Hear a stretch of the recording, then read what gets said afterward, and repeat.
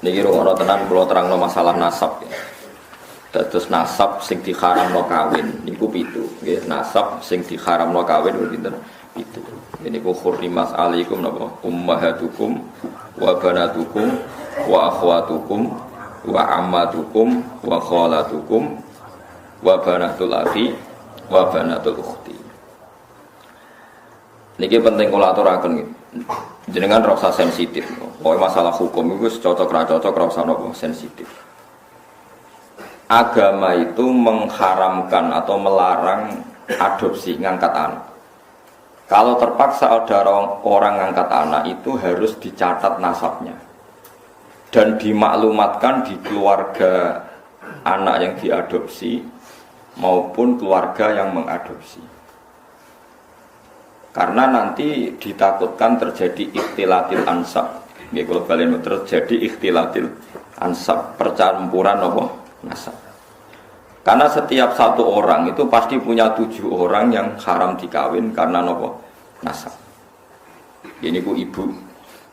Nggih ibu, dulur ummahatukum terus putri, dulur kandung, bulik sangka bapak, bulik sangka napa ibu, terus ponakan ya anake dulur lanang lan anake dulur napa wedok niku sing haram krana nasab.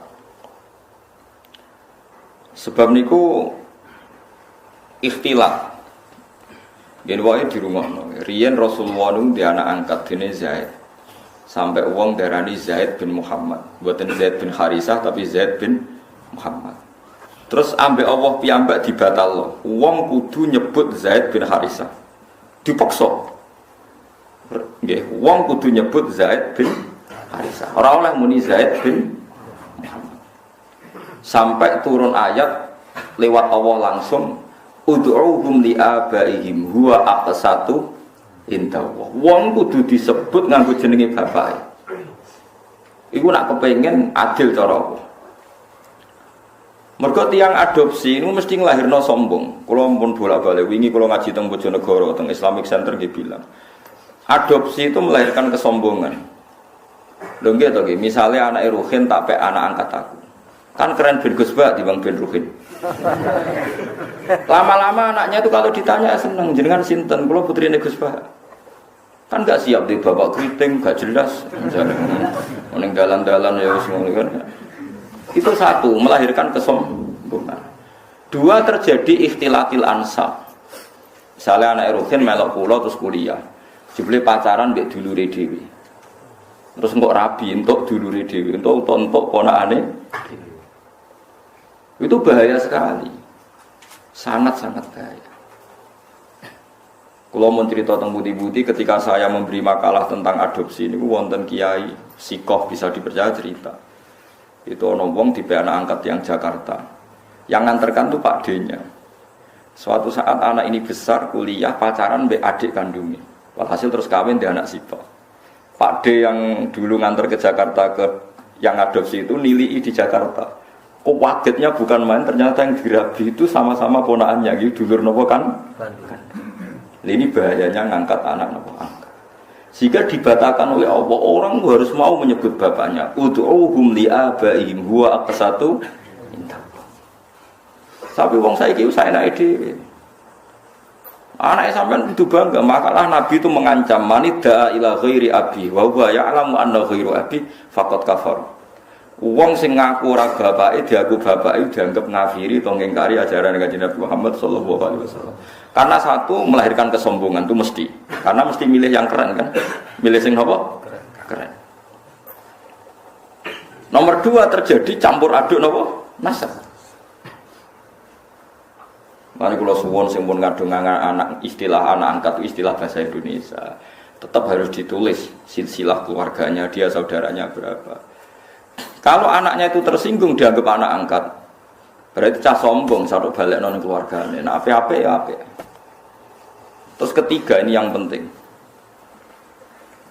Orang me anak angkat itu alasannya kan saake, kepengen nulung wong miskin. Kula baleni, rata-rata niate kan kepengen nulung orang miskin. Nak cara kula, nak pancen niate gitu betul. Iki pendapat kula lho. Tapi maksudnya nyangkut pembatalan anak angkat itu jelas ada di Quran, di hadis. Alasan kedua istilah ansab ya ada di kitab. Tapi yang ketiga ini pendapat saya. Yang ketiga ini jelas. Saya ulama itu harus jelas. Yang tadi di Quran, di hadis itu dua alasan tadi di Quran, di hadis. Yang ketiga ini saya pribadi.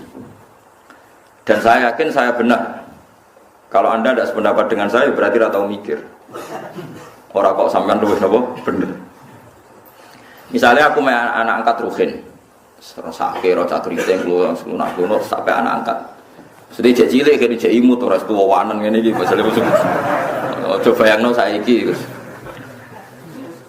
An cilike kan lucu ya keriting lemu putih kan sampai anak angkat. Ah itu kan misalnya Ruhin kan wis serai-rai kakean pola kan.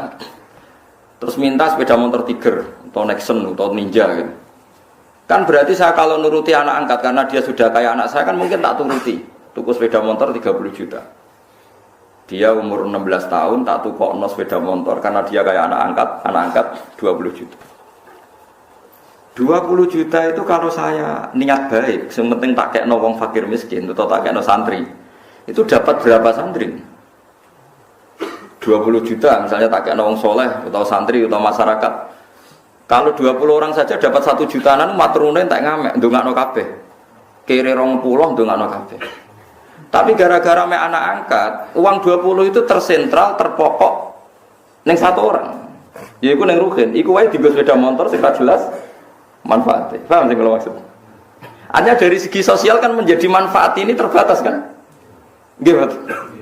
Nah aku namanya anak angkat, Ruhin kebagian 1 juta, mungkin Mustafa kirim pisan kebagian 1 juta kan beberapa orang kebuat. Karena saya ada harus terfokus mikir cakriting,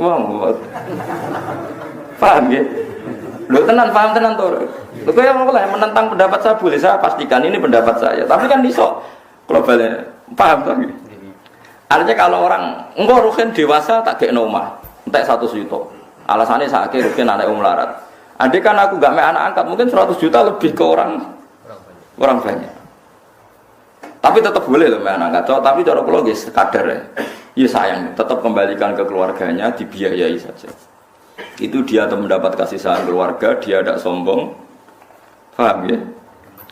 Loh soal ingin spesial ya spesial saja misalnya sama rantai anak. Nah kecuali mungkin ada pengecualian darurat, sampean nggak punya anak, ada ponakan atau keluarga, kamu angkat. Tapi nasabnya harus tetap ditulis. Saya ulang-ulang, nasabnya harus ditulis. Karena ciri utama manusia yang disebut Allah adalah faja'alahu nasabah, jadi orang harus jelas nasabnya. Jadi alasan ketiga tadi kelihatan. Kalau anak angkat itu kan nanti semua aset itu kan terkonsentrasi. Itu mau biasanya wong lomo 20 juta dibagi wong akeh gara-gara di anak angkat satu mungkin hanya untuk beli apa? Sepeda motor. Sepeda motor mulai tak keriting ngono wis weling sangu 1 juta. Entek sedino, padahal mau tak kena fakir miskin 1 juta cukup saulan kan. Ya sehingga sampean tidak usah tersinggung. Kalau mau cerita hukum, sehingga sirinya kenapa Rasulullah itu orang paling dicintai Allah dan punya hiburan ngepek anak angkat yaitu Zaid bin Harisah itu dibatalkan oleh Allah sendiri, dibatalkan oleh Allah sendiri. Tapi jangan kira dibatalkannya itu dibatalkan total secara sosial boten, dibatalkan secara hukum nasab. Sehingga semua sahabat yang dulu manggil Zaid bin Muhammad dimarahi Allah, suruh manggil Zaid bin Harisah. Paham ya? Terus kula suwun sing wis kadung anak angkat ya ora usah dibatalno, tapi nasabnya ditulis. Dan anak itu mulai kecil pun diberi pengertian kalau kamu anaknya ini, saudara kandungmu ini. Nah soal kowe kuatir kok nang bocah tersinggung wong Jawa.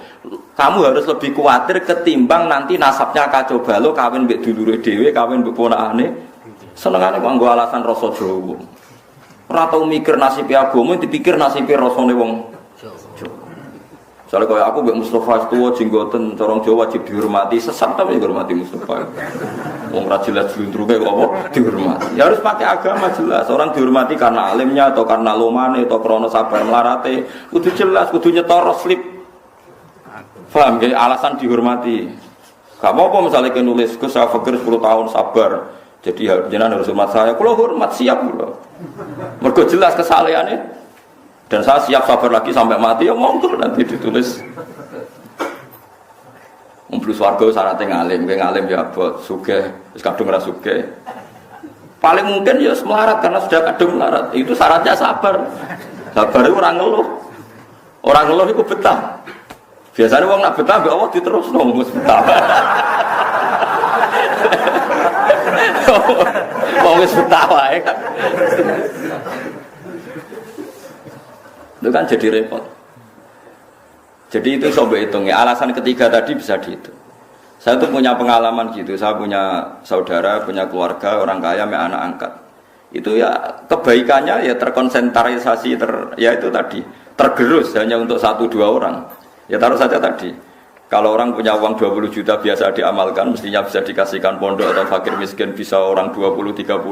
Gara-gara anak angkat mungkin seleranya selera yang fuduli, yang enggak prinsip, yang sekunder. Misalnya untuk beli apa? Sepeda motor. Namun anak yang guling kok itu kena anak angkat sepeda motor di aksesoris.